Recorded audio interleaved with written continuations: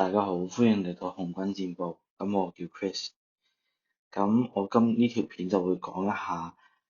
直到而家為止一啲嘅轉會消息啦，同埋我對佢嘅睇法嘅。咁顧名思義，呢條 channel 叫紅軍戰報，咁我當然就會將啲時間 focus 喺一啲嘅利物浦嘅轉會嘅消息上邊啦。但係我其他嗰啲嘅轉會嘅消息，我亦都會講，亦都會俾自己少少嘅意見嘅。咁首先啦，就係呢個嘅沙拿同埋雲迪克喺4月17號嗰陣時已經同利物浦續咗約啦。咁其實呢兩個嘅利物浦咁重要嘅球員續咗約，我當然係非常之開心啦。但係其實我作為利迷嘅都心中有數，其實雲迪克都已經係一個好大嘅年紀，沙拿咧其實都係31、2歲，其實喺球壇上邊都唔可以再咁高嘅頻率去再去出現英超啲咁即係辛苦嘅賽事啦。雲迪克都係啦，雖然中間人哋個嗰個嘅體能或者走動嗰個嘅需要係冇咁高啦。咁其實呢條片我就唔係好想 focus 喺雲迪克同沙拿上邊嘅，因為其實都知道佢哋都係續約去到2027年嘅，成件事都已經塵埃落定啦。其實已經咁，其實想講下咧呢個我哋嘅利物浦右閘亞歷山大阿諾，而且亦都係英格蘭國腳啦。佢啱啱同皇馬簽署咗個合約，就應承咗過去皇馬啦。咁其實我就想講下呢個嘅簽約轉會啦。同埋表達下自己嘅意見。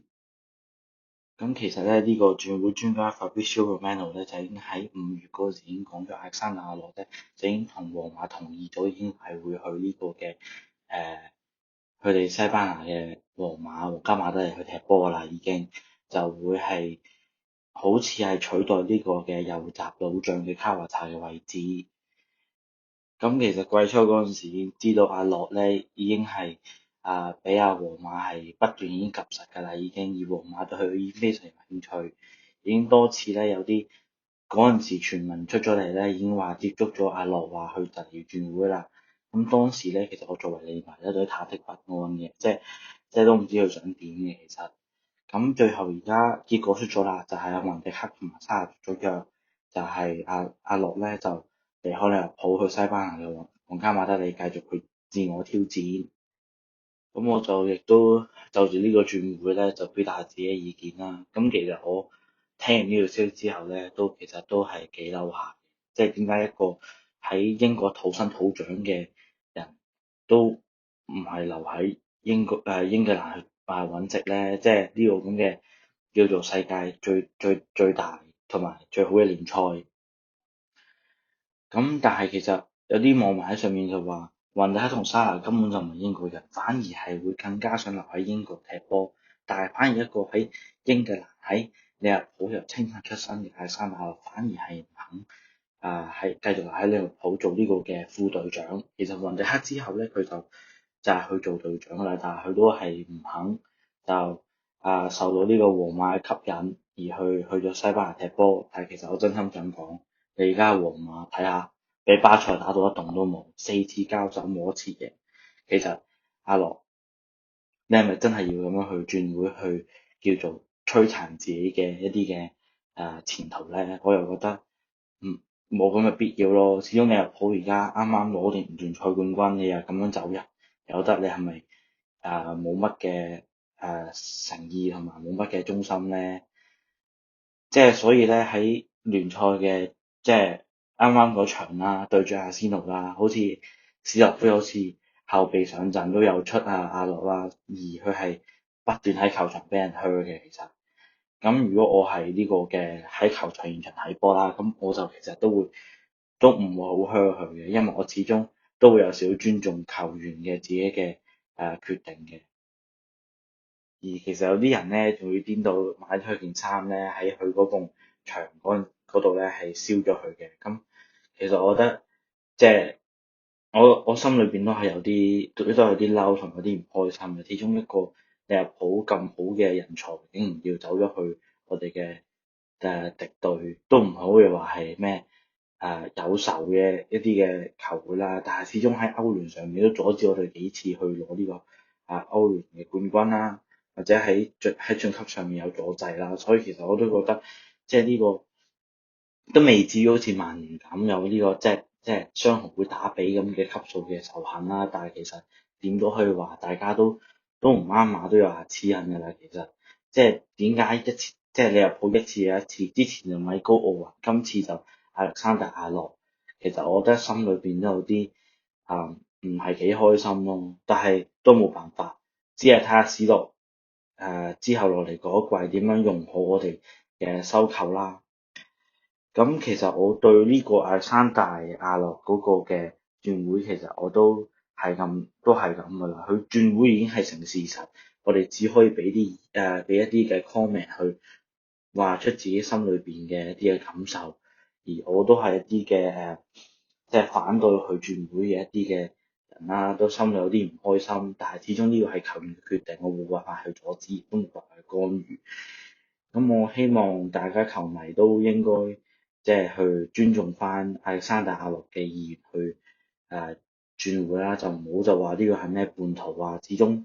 佢都係想自我挑戰咁樣啫。加上其實嗰陣時大家三個球員亞歷山大阿諾、雲迪同沙拿，其實根本咗身高普爾走嗰陣時，根本其實都想睇定啲先至再簽約，所以其實我都唔好怪呢個亞歷山大阿諾嘅，不過只係心裏邊有少少唔開心咁解嘅啫，其實。咁去到呢個嘅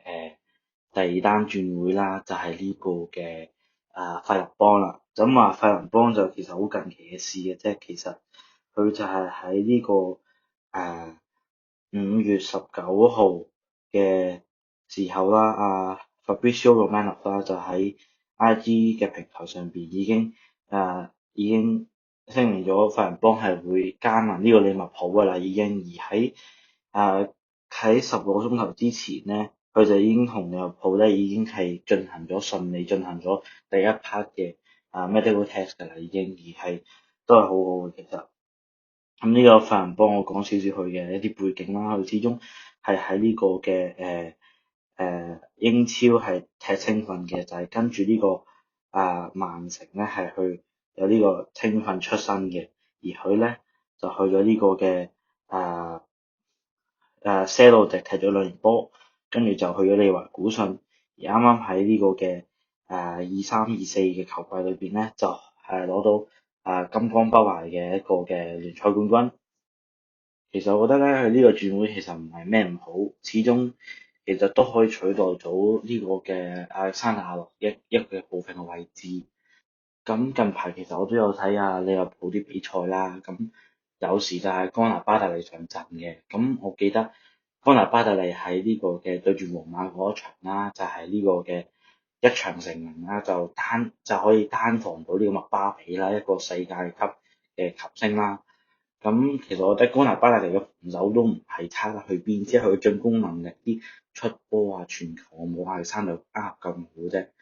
咁所以其實我覺得咧，佢都係一個好好人選，但係咧，阿史諾係咪真係要擔正佢嚟用咧，我就真係唔知啦。因為其實後備嚟講咧，都可以有呢個嘅宗斯昆沙，同埋可以呢個係萬能後防嘅祖高美斯都可以取代呢個岡拿巴特利嘅。岡拿巴特利傷咗嘅時候，咁我諗而家利物浦簽到呢個費林邦嘅時候，都會以呢個費林邦為呢個嘅正選嘅右閘啦。咁可能佢都會以進攻型少少啦，同埋我喺度諗緊咧，即係沙拿續咗2年就完約啦，而家續咗約之後，咁其實我就諗緊啦，其實係咪應該揾費林邦推高一格，可以揾佢做呢個右翼位會好啲咧？其實即係我雖然唔係啲咩教練嗰啲嘅俾咩要件史落嗰啲啦，只係一個普通喺 YouTube 上面俾少少 comment。其實費林邦進攻又咁好，其實佢咪會推高格，變咗係取代沙拿嘅位置啦。慢慢加上啱啱簽翻嚟嘅基艾沙咧，又唔係狀態好好。我見佢真係喺比賽上邊真係好搏嘅，真係好用心踢，好想攞冠軍嘅。喺聯賽杯嗰陣啊，喺聯賽嗰陣佢有得上陣嗰陣時，都俾咗自己100%啦。但係其實我覺得佢個狀態仍然係未咁 fit 咯。其實所以我都明白點解史諾俾佢落場嘅。其實佢啲即係佢啲球感啊，啲射門嗰啲慾望其實都慾望係高嘅，但係佢啲嗰啲嘅準程度就唔係好得咯。佢有幾次攞到波都好似俾人偷咗波，搞到有個好大嘅機會都冇咗。咁我亦都好欣賞基亞差呢個咁嘅球員嘅，雖然冇得踢，但係佢仍然都會冇放棄過，之後去想爭取機會，而且甚至係聯賽杯嗰陣時係落後緊俾紐卡素嗰陣時，都幫我哋追翻一球，雖然最後都攞唔到聯賽杯。另外呢個Fabrizio Romano 咧就喺呢個3個鐘頭前啦，就喺呢個嘅5月19號咧就宣布咗呢個杯已經係啊留意緊呢個般尼茅夫嘅Kirkes 嘅情況啦。其實我覺得左閘嗰閘嗰度咧，詹美卡斯又唔係唔得，但係其實佢嗰個經驗尚淺，加上能力又唔係即係好好。咁其實我覺得睇英超嗰啲波啦，其實Kirkes 真係好過詹美加斯嘅。咁其實我而家心中就係咁諗，就將呢個嘅詹美加斯就將佢賣咗出去啦，就可以攞翻錢翻嚟先，跟住之後咧就可以買呢個 Kirkes 翻嚟，跟住留翻羅伯臣喺度咧就同佢輪換，因為其實羅伯臣始終係我哋老將，始終都有啲經驗，可以帶住呢個後生仔 Kirkes 去慢慢去成為呢個英超嘅新星。咁所以其實我覺得呢個即係如果你有普真係可以成事簽咗去嘅話，其實都係一件好好嘅事嚟嘅。咁除咗呢啲轉會嘅消息或者傳聞之外咧，我亦都會講下其實理想中，我覺得呢個我應該簽住啲咩人啦。咁其實咧，如果費倫多唔係我嚟取代呢個嘅沙拿嘅人選咧，我有啲想簽咧里昂嘅右翼或者係攻中呢個卓基嘅。始終佢啱啱喺呢個法甲攞咗呢個嘅最佳盤扭員嘅獎項啦，係夏薩特頒俾佢嘅。咁所以我其實覺得咧，我都上網睇翻佢嗰啲嘅踢波啲片啊，其實佢同沙拿或者係其他逆風其實都幾類似嘅，同我哋嗰啲嘅踢波嘅逆風，所以其實我覺得佢係幾夾我哋利物浦嗰個嘅system 嘅。咁除咗佢之外，其實我覺得呢個賓福特嘅 Mbeumo 都可以取代沙拿嘅位置啦。始終佢嘅都係有腳法，都係入波都好好嘅。見到佢賓福特上半季朱項王嘅表現係非常之好嘅，入得好多波嘅其實係。所以其實我覺得咧，Mbeumo 都係一個好好取代沙拿嘅一個人選啦。其實咧，史洛喺記者會嗰度話咧，自己咧其實係會今個暑假就會買咧足夠嘅人手啦，去應付呢個嘅四線嘅作戰，係有英超啦、聯賽杯啦、足總杯同埋歐冠嘅一個嘅賽事嘅其實。所以其實我覺得咧，即係我都幾放心，因為始終今季史洛第一季入嚟已經贏到聯賽杯，其實已經可以話晒俾全世界聽，即係佢係真係一個有料嘅一個嘅領隊或者教練嚟嘅。其實所以其實佢買咩人，其實我都覺得可以接受嘅。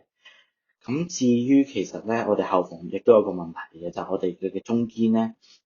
法國隊嘅國腳啦，岡薩迪咧，其實咧係下年就完約㗎啦。咁所以其實睇下利物浦會唔會今個夏天就同佢續約，一係咧就